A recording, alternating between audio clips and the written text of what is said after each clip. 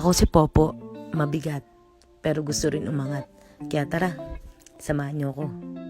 Panibagong araw na naman, napakalamig ng panahon. Kaya magmo-morning walk sana ako, hindi ko na lang tinuloy. Maghahanap sana ng kapitbahay na makakausap pero wala pa rin. At ayun nga ay, napansin ko na yung fog ay sobrang baba.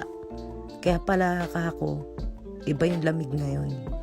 At dahil hindi nga ako nakapag morning walk, dito na lang muna ako kay Jaisel the Climber. Kasi napakahilig niya talaga umakyat dyan sa mga matataas, sa lamesa, tapos dyan siya manonood. At yan, ginagaya ko ngayon tunog ni Coco Melon, yung mga tugtog doon. Sobrang bored ko talaga. At dahil Friday, ayan, hatid na namin si Kuya Denden. Ayan nga, habang driving, kita pa rin yung baba ng fog. Kaya talagang ingat-ingat sa pagdadrive.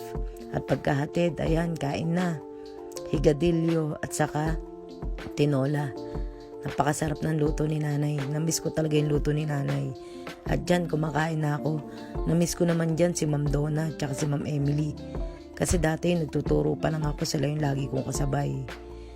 So, yan, pagtapos kumain, tambay ulit sa likod.